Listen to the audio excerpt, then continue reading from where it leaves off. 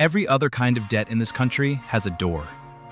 Bankruptcy can wipe out credit cards, medical bills, even a business gone bust. There's one kind of debt that doesn't get one. Not a locked door. Not a door I hadn't found yet. Just wall. The whole way around. And I didn't find that out until years after I'd already signed for it.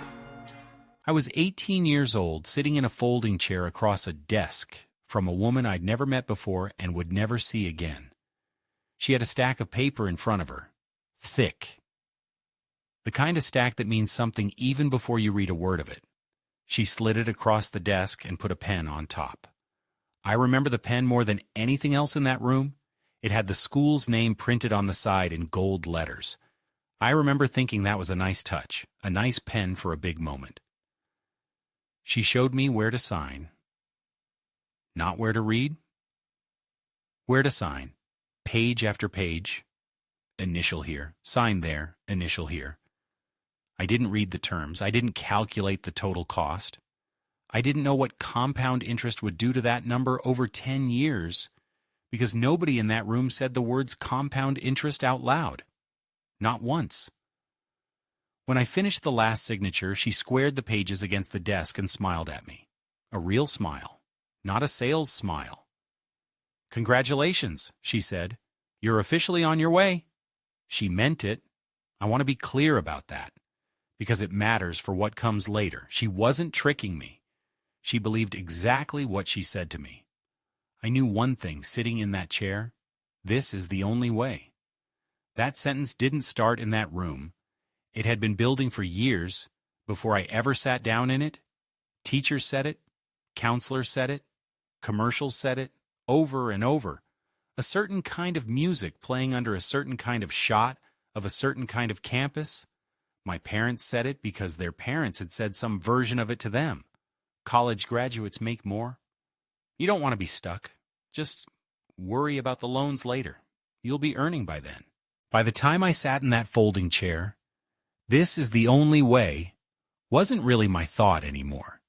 It was everyone's voice, living inside my head, arriving at the desk a half second before I did. So I signed. She collected the stack, squared the edges against the desk, and slid a copy back to me in a folder. I walked outside and my parents were waiting in the car. My mom got out and hugged me before I even got the door open. My dad said something like, "You're going to do great, kid."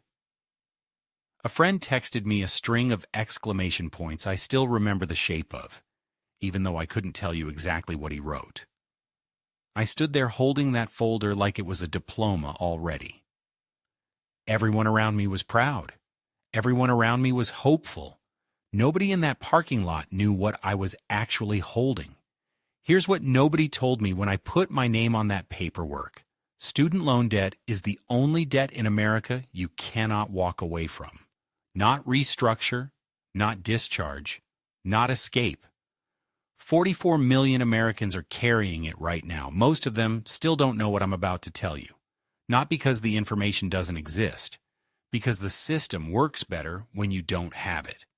A friend of mine, I'll call him Marcus, because that's not his real name, ran up about $11,000 in credit card debt about 6 years after I signed my loan. He got a lawyer. He filed for bankruptcy.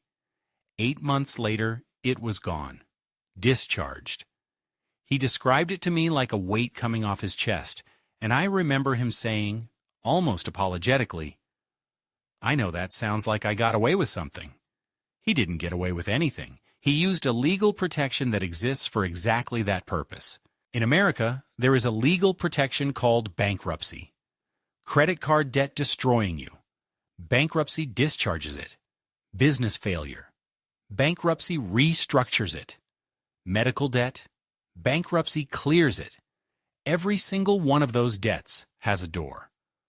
Marcus found his, walked through it. It closed behind him, and he never had to think about that $11,000 again. I went looking for mine. There isn't one. Not a locked door, not a door I hadn't found yet, just wall the whole way around. Over several decades, Congress changed the law again and again until student loan debt became one of the hardest kinds of debt in America to discharge. In 1976, the first limits on bankruptcy discharge for student loans were introduced. By 1998, federal student loans were made permanently non-dischargeable except in cases of extreme hardship, a standard so difficult to meet that almost nobody qualifies. By 2005, private student loans were locked behind the same wall. Marcus's debt had a door. Mine was built without one, years before I ever sat in that folding chair. Somewhere in all this, I started asking myself a question I genuinely never thought to ask before. What happens if I can't pay this back? Not emotionally, legally, mechanically. What actually happens to the other side of the transaction? A mortgage lender can lose money. If you default, they take the house, and if the house isn't worth what's owed, that loss is theirs. A car lender can lose money the same way. Credit card companies write off billions in bad debt every single year. It's a cost they build into how the whole business runs.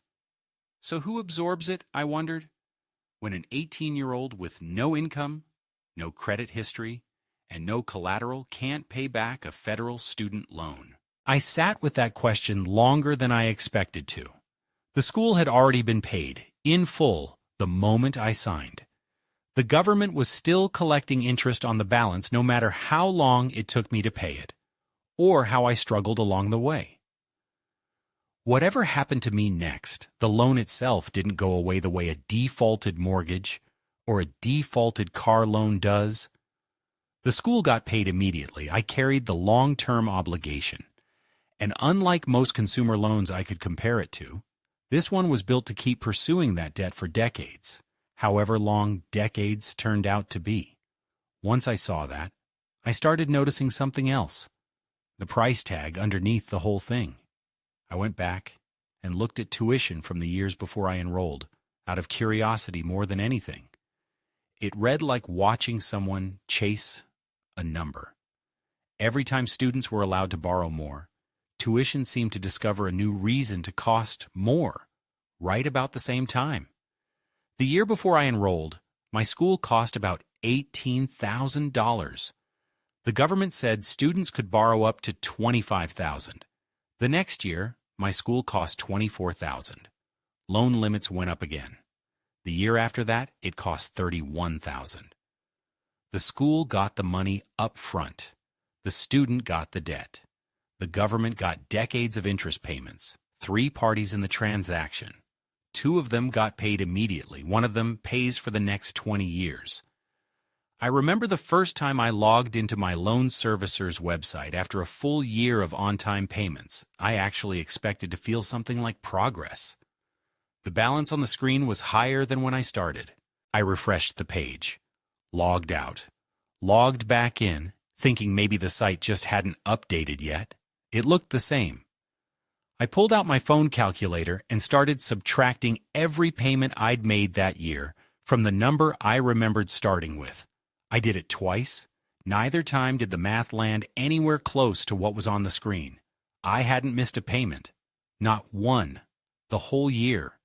And the number in front of me was bigger than the number from 12 months earlier. That's not a glitch.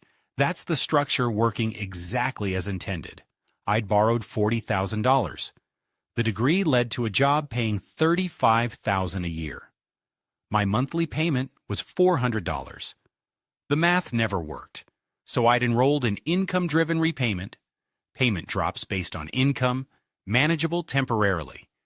But if your payment is lower than the monthly interest, the balance grows. Every month you make a payment, the loan gets larger. You are paying and going backwards. And the interest that accrues gets capitalized, added to the principal. Now you're paying interest on interest. The people who designed income-driven repayment understood exactly what it would produce for borrowers whose income never caught up, a permanent revenue stream. I closed the laptop that night without telling anyone what I'd seen on the screen. With every other debt, a creditor has to sue you, get a judgment, pursue collection. That process takes time, costs money, and you have legal rights throughout it. With federal student loans, none of that applies. They can garnish your wages without a court order, up to 15% of your disposable income taken before you ever see it. They can offset your tax refund. They can take a portion of your Social Security in retirement. The debt follows you from your first paycheck to your last. That is not how any other consumer debt in America works. That is a collection system built specifically to guarantee payment regardless of what happens to you. Here's what I keep coming back to.